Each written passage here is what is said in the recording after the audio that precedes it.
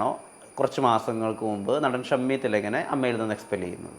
Yes, അത് കറക്റ്റാണ്. അത് എന്താണെന്ന് വെച്ചാൽ ഈ കുറേ കാര്യങ്ങൾ ഷമ്മി തിലകൻ്റെ ചില തെറ്റിദ്ധാരണകളുണ്ടായിരുന്നു. അദ്ദേഹത്തിൻ്റെ ആ ധാരണ വെച്ചിട്ട് അദ്ദേഹം അമ്മയിൽ ഒരുപാട് കാര്യങ്ങൾ സംസാരിച്ചു. അത് കൂടെ പുറത്ത് പോയിട്ട് കുറേ അമ്മയെ പറ്റിയും അമ്മയുടെ അംഗങ്ങളെ പറ്റിയിട്ടൊക്കെ എന്തൊക്കെയോ പറഞ്ഞിട്ടുണ്ട്. മനസ്സിലായില്ലേ? അതെ, ഉണ്ട്, നിങ്ങൾക്ക് അറിയാലോ. അതെ. അത് ഒരിക്കലും നമ്മൾ അനുവദിക്കാൻ പാടില്ല. അമ്മയെ പറ്റി കുറ്റം പറയുന്നത് ഒരു സംഘടനാ തലത്തിൽ അംഗീകരിക്കാൻ പറ്റില്ല. അത് ബൈലോയിലുണ്ട്. അങ്ങനെ ചെയ്യുന്നവരെ നമ്മൾ എക്സ്പെൽ ചെയ്യണം എന്നുള്ള ഒരു ലോ നമുക്ക് ബൈലോയിലുണ്ട്. അതിൻ്റെ അടിസ്ഥാനത്തിൽ നമ്മൾ അദ്ദേഹത്തെ മാറ്റി നിർത്തിയത്. നമുക്കൊന്നും സന്തോഷത്തിലല്ല നമ്മൾ വേദനയോട് കൂടി തന്നെ നമ്മൾ ചെയ്യേണ്ട വന്നതാണ്. വേദനയുണ്ട്, ഇപ്പോഴും വലിയ വേദനയുണ്ട്. കാരണം ഷമ്മി തിലകനെ പോലുള്ള ഒരു നടൻ, മഹാനായ നടന്മാരിൽ പെട്ട ആളാണ് ഷമ്മി. അദ്ദേഹത്തെ നമുക്ക് അമ്മയിൽ നിന്ന് പുറത്താക്കേണ്ടി വന്നു. അമ്മ സംഘടന നടൻ തിലകന് മരണാനന്തരമായിട്ടെങ്കിലും മാപ്പ് കൊടുക്കണം എന്നുള്ളത് അദ്ദേഹത്തിൻ്റെ ആവശ്യവും അത് തന്നെയാണ്. ഇപ്പോൾ കലാകാരവും അത് പ്രതീക്ഷിക്കുന്നുണ്ട് ഒരു പുതിയ സമിതിയിൽ നിന്ന്. ഇപ്പം അമ്മ സംഘടനയിൽ എവിടെയും നടൻ തിലകൻ്റെ ഒരു ഫോട്ടോയോ ആദരവോ ഉണ്ടെന്ന് ഞാൻ മനസ്സിലാക്കിയിട്ടില്ല. അവിടെ ഉണ്ടാവാൻ ചാൻസ് ഇല്ല, ഞാൻ കണ്ടിട്ടില്ല. അതാണ് ഞാൻ ചോദിക്കുന്നത്. കണ്ടിട്ടില്ല. പക്ഷെ അത് കാരണം എന്ന് വെച്ചാൽ ഇന്നും ഞങ്ങൾ മനസ്സുകൊണ്ട് അച്ഛനാണ് ഞങ്ങളുടെ മനസ്സിലൊക്കെ തിലകേട്ടൻ ഒരു അച്ഛനായിട്ടും അമ്മാവനായിട്ടും ചേട്ടനായിട്ടും ഒക്കെ ഇന്നും ജീവിക്കുന്ന ഒരാളാണ്. അദ്ദേഹത്തിന് എല്ലാവരും സ്നേഹിക്കുന്നുണ്ട്. ഒറ്റ ആളും കുറ്റം പറഞ്ഞില്ലല്ലോ. തിലകേട്ടനെ പറ്റിയിട്ട് ഒന്നോ രണ്ടോ ആൾക്കാർ അവിടെ അത് അല്ലാതെ ഇപ്പോഴും വളരെ ബഹുമാനത്തോടു കൂടി തന്നെയാണ് തിലകേട്ടൻ ഞങ്ങളുടെ മനസ്സിലൊക്കെ ജീവിക്കുന്നത്. അപ്പോൾ ഞാൻ ചോദിക്കുന്നത്, പ്രസിഡൻ്റായി തിരഞ്ഞെടുക്കപ്പെട്ടാൽ ഇത്രയും സെൻസിറ്റീവ് ആയിട്ടുള്ള ഒരു കാര്യത്തെ എങ്ങനെയാണ് ടാക്കിൾ ചെയ്യാൻ ഉദ്ദേശിക്കുക? അങ്ങനെ എന്തെങ്കിലും ഒരു തെറ്റിദ്ധാരണ അമ്മ ചെയ്തു എന്നുള്ളൊരു തെറ്റിദ്ധാരണ ഈ പ്രേക്ഷകർക്കോ അല്ലെങ്കിൽ ഷമ്മി തിലകനോ ഉണ്ടെങ്കിൽ അതിന് പരിഹാരം കാണണമെന്ന് തന്നെയാണ് എൻ്റെ ആഗ്രഹം. കാരണം ഞാൻ ഏറെ ബഹുമാനിക്കുന്ന എൻ്റെ അച്ഛനായിട്ടൊക്കെ അഭിനയിച്ച ആളാണ്. മാത്രമല്ല മഹാനടനാണ് അദ്ദേഹം. ഒറ്റ അല്ല, മനസ്സിലായില്ലേ? ഓരോ കാര്യങ്ങളിൽ അദ്ദേഹം അതും ഇന്ന് ജീവിച്ചിരിക്കുന്ന ഒരു നടനും മഹാനടനും സാധിക്കില്ല. ഒരു ലാംഗ്വേജിലും ഇല്ല. ഞാൻ 4 ലാംഗ്വേജ് അഭിനയിക്കുന്ന ആളാണ്.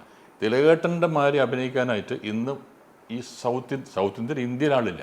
അല്ല, അങ്ങനെയാണെങ്കിൽ താങ്കൾ പ്രസിഡന്റ് ആയി കഴിഞ്ഞാൽ മരണാനന്തരമായി അദ്ദേഹത്തെ അമ്മയിലേക്ക് ഉൾപ്പെടുത്താനും വേണ്ട ആദരവ് കൊടുക്കാനും വേണ്ടി ശ്രമങ്ങൾ നടത്തുമെന്ന്? തീർച്ചയായിട്ടും ഉണ്ടാവും, 100% ഉണ്ടാവും. തിലകേട്ടനെ ആദരിക്കാനും തിരിച്ച് ആ ഒരു മഹാനായ നടനെ നമ്മൾ സ്വീകരിക്കാനും തയ്യാറാണ് നമ്മൾ. അത് ഞാൻ കമ്മിറ്റിയിൽ വെച്ച് പാസ്സാക്കും. അതിനുള്ളൊരു ഇത് ദൈവം തരട്ടെ എന്നുള്ളത് മാത്രമേ ഉള്ളൂ. കാരണം അത്രയ്ക്കും സ്നേഹിക്കുന്നുണ്ട് നമ്മളൊക്കെ. ഞാൻ മാത്രമല്ല, എല്ലാവർക്കും, മമ്മൂട്ടിയാലും മോഹൻലാലൊക്കെ എല്ലാവർക്കും ഞങ്ങൾ ഈ പേഴ്സണലായിട്ട് സംസാരിക്കുമ്പോഴൊക്കെ ഈ മാറ്റർ വരും. ഈ മാറ്റർ എപ്പോഴും ഞങ്ങൾ വരുന്നുണ്ട്. പക്ഷേ നമുക്കൊന്നും ചെയ്യാൻ പറ്റാത്തൊരു സിറ്റുവേഷനിൽ ഇരിക്കുകയാണ്. പക്ഷേ അതൊരു കമ്മിറ്റി രൂപീകരിച്ചിട്ട് കമ്മിറ്റി വരുന്ന സമയത്ത് എൻ്റെ ഒരു അജണ്ട അത് തന്നെയാണ്. തിലകേട്ടനെ പോലെ ഒരു ആർട്ടിസ്റ്റിനെ നമ്മളങ്ങനെ എഴുതിത്തള്ളാനൊന്നും പറ്റാത്ത രീതിയിൽ അദ്ദേഹം വളർന്ന് ഭയങ്കര വടവൃക്ഷമായിട്ട് മാറിയിരിക്കുന്ന ഒരു മനുഷ്യനാണ്. ശ്രീ മോഹൻലാൽ, ശ്രീ മമ്മൂട്ടി, ശ്രീ സുരേഷ് ഗോപി, ഇവർ 3 പേരുടെയും നിലപാടുകൾ അല്ലെങ്കിൽ അവരുടെ ആകുലതകൾ ഏത് വിധത്തിലാണ്, എത്രമാത്രം അറിയാം?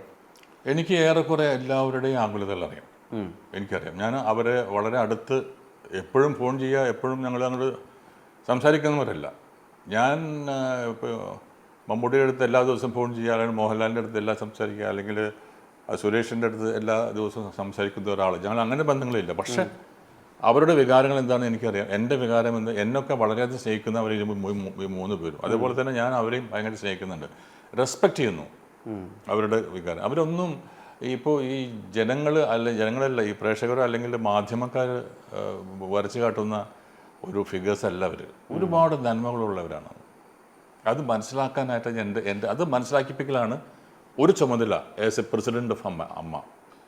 മോഹൻലാലും മമ്മൂട്ടി, സുരേഷ് ഗോപി തുടങ്ങിയവരുടെ ആ മഹത്വം, നന്മകൾ, മനസ്സിലായില്ലേ? അത് മനസ്സിലാക്കിപ്പിക്കൽ കൂടിയാണ് അമ്മ എന്ന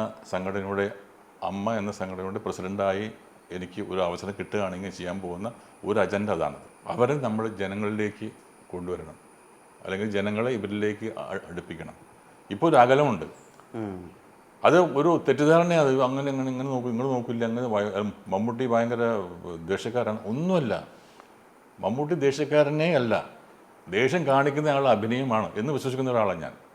പിന്നെ ഇത്രയും സൗമ്യനായിട്ടാണ് നമ്മുടെ ലാലു പറയുന്നത്. അങ്ങനെ ദേഷ്യം വന്നിട്ട് എപ്പോഴും നിങ്ങൾ കണ്ടിട്ടുണ്ടോ? ഇല്ല, കണ്ടിട്ടില്ല. ഒരു ഇൻ്റർവ്യൂവിൽ കണ്ടിട്ടുണ്ടോ? ഇല്ല, കണ്ടിട്ടില്ല. ശ്രീ മമ്മൂട്ടിയുടെ കാര്യം സൂചിപ്പിച്ചതുകൊണ്ട് ചോദിച്ചോട്ടെ. ഇപ്പോൾ അദ്ദേഹം ഈ പ്രൊഡ്യൂസേഴ്സ് അസോസിയേഷനുമായി ബന്ധപ്പെട്ട ഇലക്ഷനുമായിട്ടൊക്കെ സാന്ദ്ര തോമസിനെ സ്വാധീനിക്കാൻ ശ്രമിച്ചു എന്നൊക്കെ സാന്ദ്ര തോമസ് തന്നെ ഒരു പ്രസ്താവന ഇറക്കിയിട്ടുണ്ട്. അത് കണ്ടിരുന്നോ? എന്താണ് ആ ഒരു സ്റ്റേറ്റ്മെൻറ്റിനോട് താങ്കളുടെ ഒരു പ്രതികരണം? എനിക്ക് തോന്നുന്നില്ല മമ്മൂട്ടിയോ മോഹൻലാലോ അങ്ങനെ ഒന്നും ചെയ്യുന്ന ആളല്ല. ഞാൻ ഒരിക്കലും വിശ്വസിക്കില്ല അത്. അങ്ങനെ ഓരോരുത്തരും ഓരോ പറയുന്നുണ്ട്.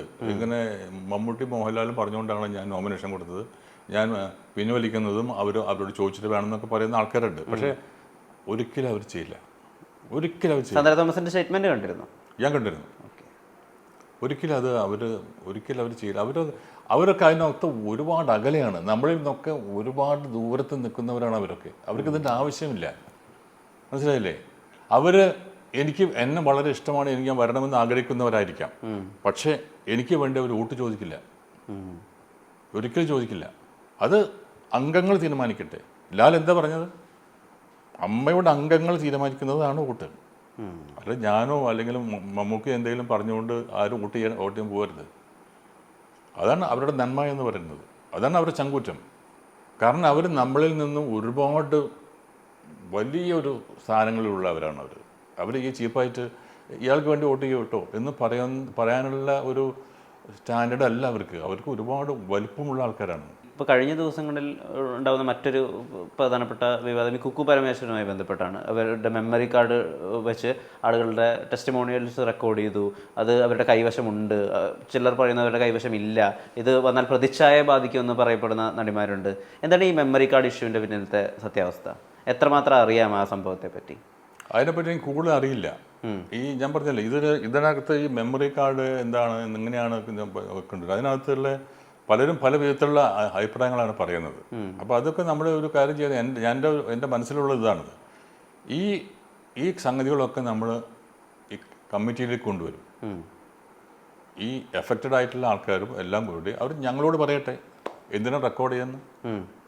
ഞാൻ ആവശ്യപ്പെടുന്നത് നിങ്ങളുടെ വേദനകൾ, നിങ്ങളുടെ പരാതികൾ, നിങ്ങളുടെ ഈ മനസ്സിലുള്ള ദുഃഖങ്ങൾ എന്തൊക്കെയാണെന്നുള്ളത് ഓപ്പണായിട്ട് നിങ്ങൾ ഓപ്പണായിട്ട് പറയണ്ട. ഞങ്ങൾ മാത്രം ഇരിക്കുന്ന സമയത്ത് ഞങ്ങൾ പറയൂ. അതിന് നമ്മൾ പരിഹാരം ഉണ്ടാക്കി തരാം. ഞാൻ ഒരു പ്രസിഡന്റ് ആവുകയാണെങ്കിൽ ചെയ്യാൻ പോകുന്ന ചില കാര്യങ്ങളെ പറ്റി ഒരു സൂചന തന്നെന്ന് മാത്രമേ ഉള്ളൂ. അവരെല്ലാവരും വിളിക്കും.